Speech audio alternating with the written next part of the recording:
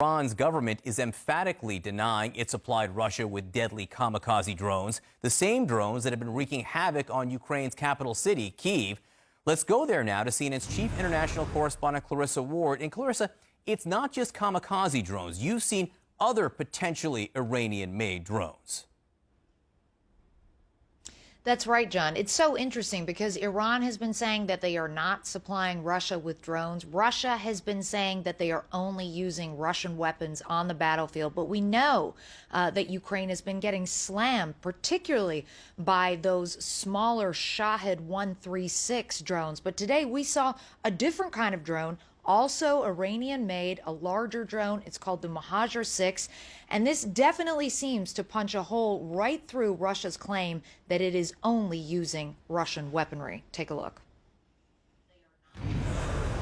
At an undisclosed location, Ukrainian military intelligence officer Alexei takes us to see one of Russia's newest threats on the battlefield, an Iranian-made drone known as the Hadir 6. It's big, это большой. Used by the Russians for reconnaissance and bombing.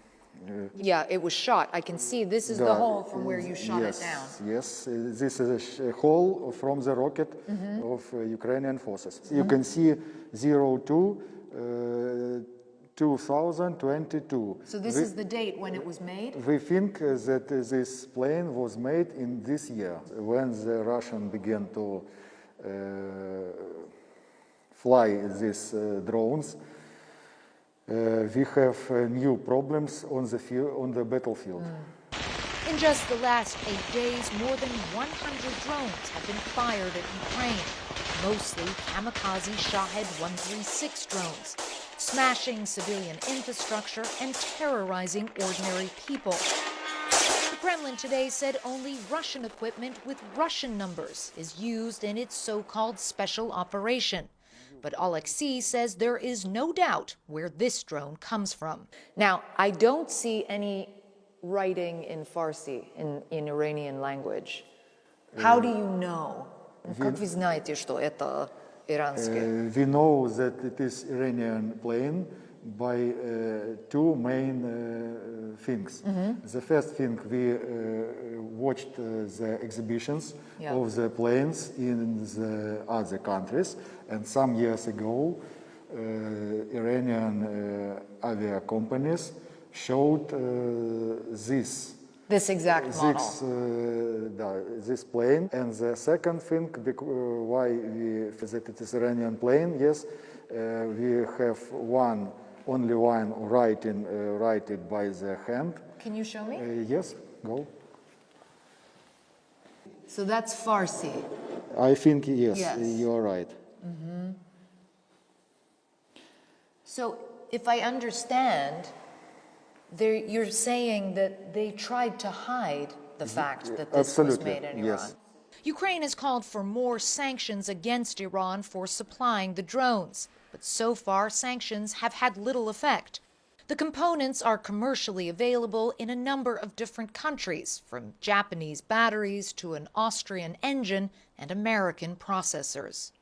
This is the Hadir 6. Yes. Now we're seeing these kamikaze drones, the Shahed 136, and you say there's a new generation of drone coming too. The Arash 2? Arash 2, yes. We worry very much from this. So Alexei told us, John, that this Arash 2, Iranians, he believes, are preparing to supply the Russians with this drone in the coming months. And it would have a massive impact because the smaller Shahed 136 kamikaze drones that we've been talking a lot about over the last week, they can hold roughly 40 kilograms or 88 pounds of explosives. But these Arash 2 drones can hold 200 kilograms of explosives. That's 5 times the amount of firepower, the amount of explosives that they can deliver. So it's a deadly payload, and that is just one reason that the Ukrainians are really imploring the international community to get on board and help them put a stop to this.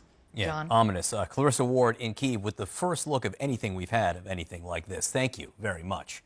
With me now, CNN counterterrorism analyst Phil Mudd and CNN global affairs analyst Susan Glasser. And Phil, Despite Iran's denials, Ukraine insists these are Iranian drones. Clarissa saw the Farsi there.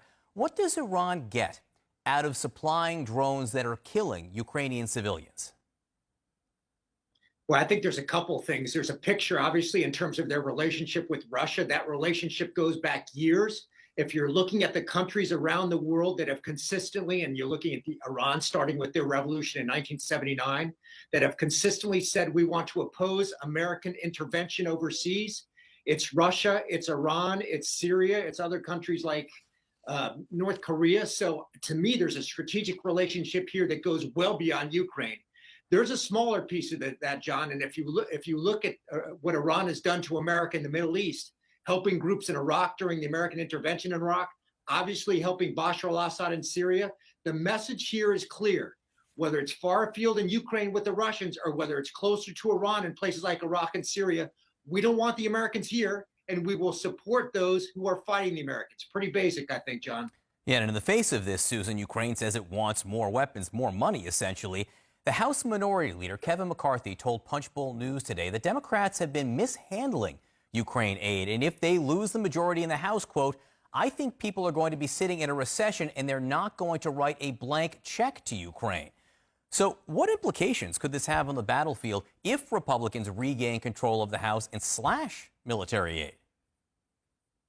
Yeah, I think it is very significant comment by the House Minority Leader Kevin McCarthy indicating, what we can sort of see, which is there is a flank of the Republican Party, the sort of pro-Putin, pro-Trump flank of the Republican Party, the House Freedom Caucus, which would essentially be owning Kevin McCarthy were he to become the speaker. He would be basically dependent on maintaining their goodwill in order to keep his position in power. There's, they basically pushed out the two previous speakers in some ways, and I think he would be very vulnerable to this. So it would be a major political shift. I think you can look for the Biden administration to try to put through more aid to Ukraine in a lame duck session if it comes to that after the election, if Republicans do indeed win the House. But I think it could, really underscore Putin's strategy of buying for time, hoping that the coalition, the political coalition to oppose him in the West, frays at the edges. So, Phil, Ukraine's Defense Intelligence Agency says that Russian missile supplies have, quote, fallen below the critical level. The U.S. can't confirm the exact number of weapons Russia has, but acknowledges that Putin is running low on precision-guided missiles. How is this intelligence usually gathered, and how could Ukraine best use this information to its advantage? Boy, there's a lot of ways you can gather this intelligence. You look at a strategic level. Do we have information coming out of Moscow about resupply? Are we getting access to reports from prisoners from Russian batteries in Ukraine about resupply? You're looking at this from imagery, that is from stuff like the US government version of Google Earth saying, what is the resupply rate going into Ukraine? You're looking at intercepted communications. What are tactical batteries from the Russians saying about resupply? But in terms of helping the Ukrainians, not only is there a military piece there, do we see stuff going in there that we can help counter? There is a really big ticket question here that this helps answer. That is going into 2023, and that question about, for example, Republican willingness to fund the Ukraine war. Does this indicate anything about the Russian capability and will to continue the war? Will is the hardest thing to assess in intelligence. This might be a tiny piece to understand. Can they keep resupplying, John? And does that say something about their will to continue? And Susan, very quickly, in a first, Ukrainian and Russian human rights officials met Monday during a prisoner swap for more than 200 prisoners of war. A top Zelensky aide says it was the first all-female prisoner swap. When you see things like this, how much of a step in a direction toward possible negotiations or discussions is it between the two countries? Well, never say never, John, but I think right now the focus is on what's happening on the battlefield because, Ukraine is seeking before the winter sets in to press the momentum that it has and the advantage that it has. It's very unlikely and has very little incentive, to negotiate when it's still gaining territory back that the Russians took initially on the battlefield. For Russia, I think right now is not advantageous because it would be humiliating defeat, and the terms that they've recently signaled would be acceptable are clearly unacceptable to Ukraine. So I wouldn't try to overread anything into this particular moment. Susan Glasser, Phil Mudd, great to see you both. Thank you.